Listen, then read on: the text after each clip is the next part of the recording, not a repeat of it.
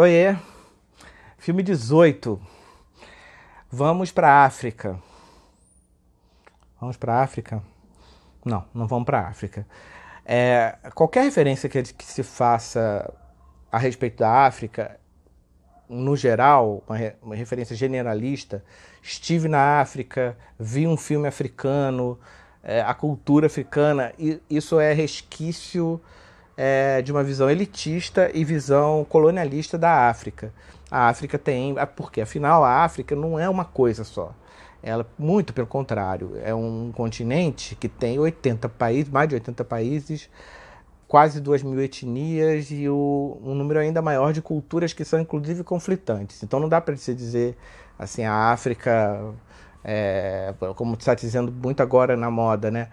O coronavírus, quando chegar na África, Não, são muitas Áfricas, são muitos países. Cada país tem uma conjectura diferente que vai absorver o vírus de uma forma completamente diferente. Então, é um jeito nosso, elitista, de se referir ao outro de uma forma generalista.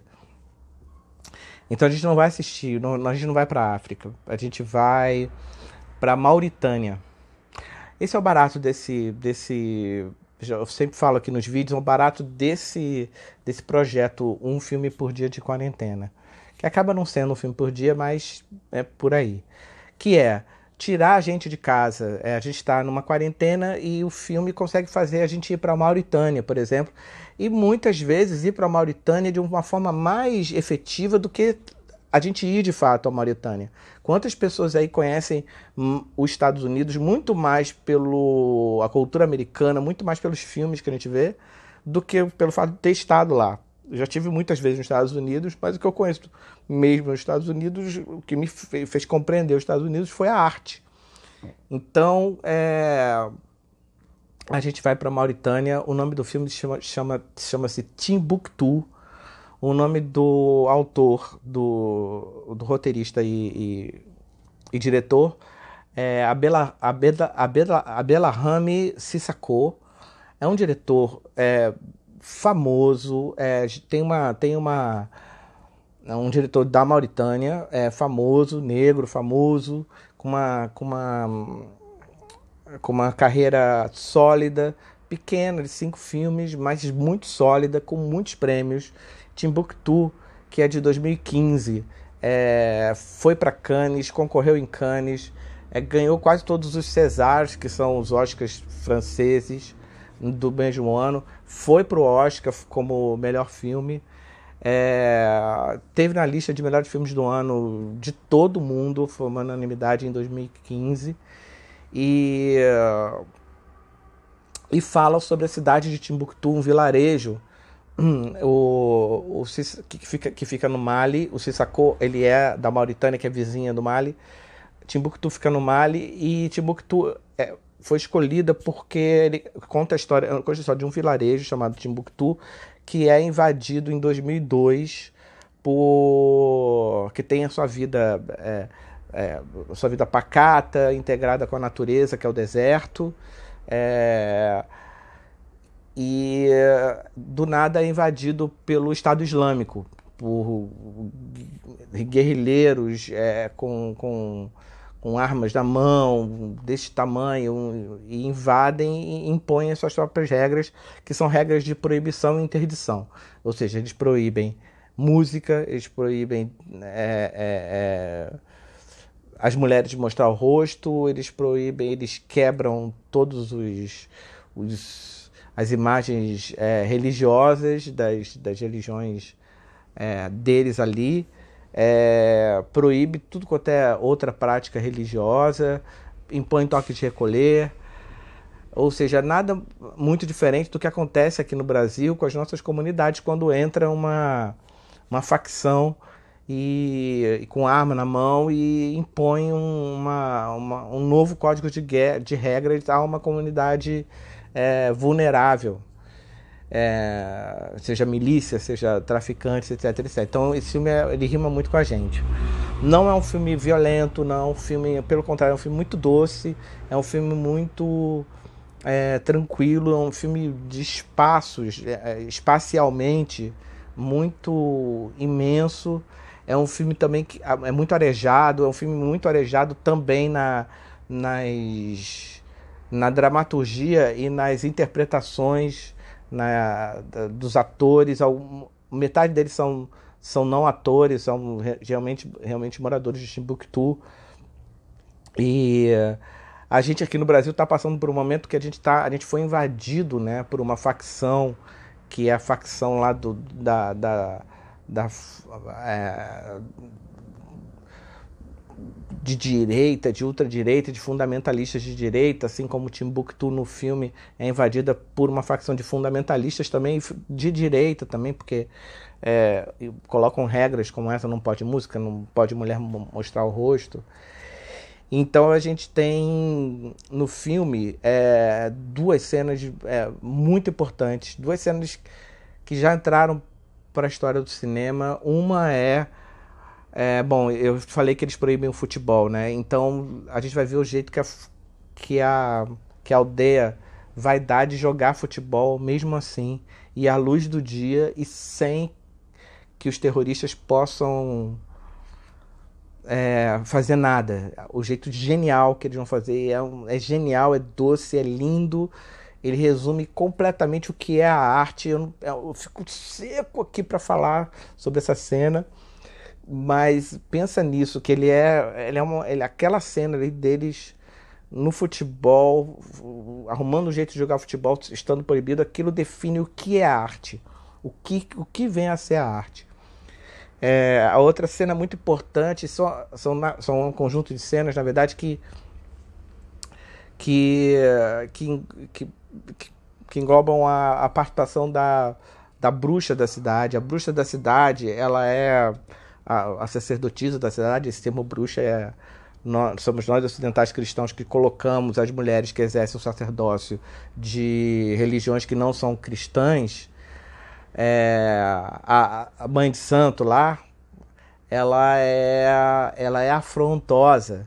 E olha que em Timbuktu, no vilarejo, não tem nenhuma arma, porque não é necessário. E os caras são, o pessoal do Estado Islâmico, todo mundo super armado e ela é afrontosa, ela é que mais afronta, mais não tem pudor em dizer o quanto ela está enojada com aquilo, em xingar, em praguejar e dizer que vai jogar praga. Tem uma coisa muito interessante que o Sissako faz aqui, que ninguém mais faz, que torna esse filme único, que é não colocar os terroristas de uma maneira maniqueísta, do tipo assim, eu sou o sujeito do mal, etc. Que você olha de longe e fala, ih, lá vem o cara do mal. Não, ele coloca, ele não trata de maneira maniqueísta, e assim confere uma realidade, uma verdade maior ao filme. E pra gente ele é mais generoso também, porque ele coloca a gente, porque o mundo real é esse, né? Não é maniqueísta, né?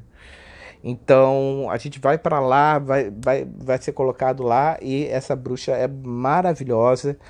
E acontecem alguns momentos de magia durante o filme, de pura magia no filme. Porque a filosofia, quase todas as filosofias que vêm da África, desse lugar múltiplo, elas têm uma coisa em comum, que é não haver distinção entre filosofia, medicina, religião e arte. Tudo é uma coisa só. Por quê? Sendo uma coisa só, torna-se tudo